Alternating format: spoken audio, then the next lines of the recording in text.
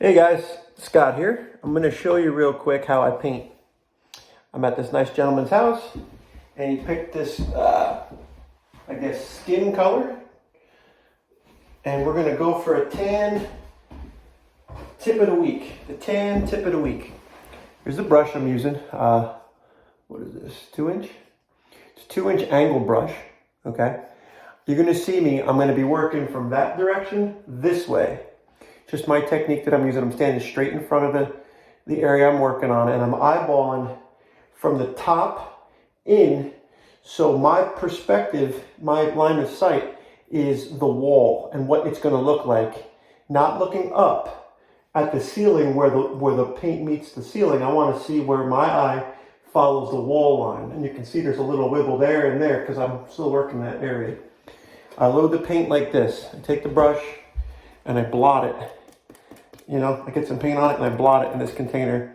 So the bristles are still open. Some guys like to sharpen it and make it like a point. I find that I'm taking the paint off the tip and all I want really is the top couple, maybe half an inch of this brush. 1/4 inch of the brush is what I'm using when I'm cutting. And then I come down and I blend my brush strokes into the wall. Because if you don't do that, you'll get brush strokes in different angles. When you go to roll to that, you'll see the cut area. You want the brush to blend where the roller and the cut line is going to match up on the wall. And then the ceiling is what we're trying to get a laser straight. Hopefully you guys can see from this angle. This is a pretty cool little device here to stand on.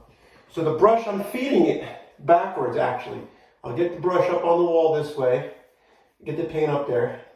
And then once I get some paint on the wall, I kind of do this kind of a movement and I drag it along a straight line and I slowly cheat up to the ceiling, slowly, until I know where I'm at, and then I continue that line straight along. I don't want to push too hard, because the pressure will spread the bristles out. And as you know, if you ever put on makeup before, people like to put on different colors of makeup on their face.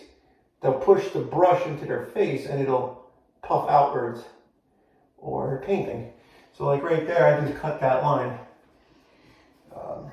And then I got some paint here that I just loaded up. And that's my blend style. I'm gonna make sure I'm covering, okay, and I'm getting rid of the lower brush stroke that I just created. And then again, I'm gonna start over here. And I'm realizing, okay, I'm having a hard time getting some paint up to the wall. So I gotta cheat some more.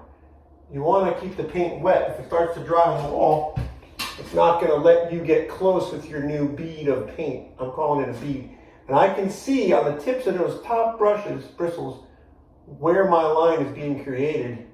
And if I could just kind of keep a steady pass, I get closer and closer and closer. And then I'm there. I'm touching it. And I can see that my dry bristles are just kind of skating along the ceiling. And my wet bristles are pulling that line. And then there I go, I flip back the other way. Because sometimes there's some ridges and valleys in that tight corner, in that 90-degree seam. The spackle and the paint job before could have some ripples in it. And it's really hard to get the paint to suck into the corner where you want it to. This room has a very nice, clean inside 90-degree turn. So it's okay. And I'm just getting it close. I like to cut back just to, keep that paint. It's a paint drip line. Trying to keep that under control. If you can't see what you're doing, you're not painting. You gotta be able to see the line you're painting.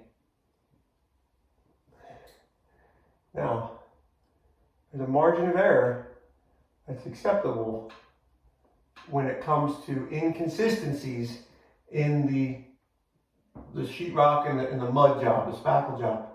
There's things in there that are very difficult to get straight, and I'll show you what I'm talking about. I don't think it's even possible. Anything is possible, but let me show you. So I just cut that, like this seam here. It's a 45, kind of. There's some highs and lows here. So no matter how nice and straight I cut this, I'm still gonna have a wavy line. I'm sure there's ways to fix that. But so that's where we're at here, my top seam there. Okay, this is where I got to come back and touch up. See this little depth here? I don't know if it's coming up on the camera, but there's some white inside where my line is. I gotta come back, and this is my rough edge. Just getting it close, and then I'm cheating it up. Let me get the brush. We'll do a wet job here. So the brush is backwards. I don't know if that's even right. That's how I've always been using it. But I come up this way, I level the brush strokes, and if this paint was wet here, I don't have wetness right now. I'm just cheating it up. See, I'm down a little bit. I'm also smoothing away some old ribbles, okay? Let's see if I can get some paint on it. I don't want to go too long here. I want to keep working because I have a job to do. Okay, so I bring it up. And now I'm getting close. Come back. And now I'm there. Just at the seam of the ceiling. And now it's getting a little drawn out there.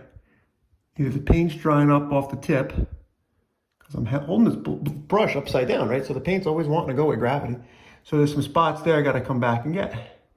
And then sometimes I cheat back like this. And that's what you got. If you got your face up against the wall and you're looking up, you're always gonna see inconsistencies in a cut mark, in my opinion, unless, you know, you have a perfect 90-degree turn there. You know, because that factory, that 90 degrees made by Spackle, in case you guys don't know. Someone made that. There was sheetrock here, or sheetrock here, and there was sheetrock here, and it met, and then you had to spackle that. And if there's a little bit of sanding thing, you know, that's the margin of error, for my opinion, that's acceptable, because you can't see it from here. If you got right up on it, yeah, you're going to see. But there's a million things. I'll show you the other room. This room is done. You know. But this is a seam here that, you know, it's a struggle to keep that straight. And to me, I like it. I could sleep in this room. I think that's what I was hired to do. Thanks for watching. Give me a shout. This is what I did the other day. Okay, white and like ox blood red, and this is going to be skin, at least, you know, lightly tan skin. Depends on how much melatonin.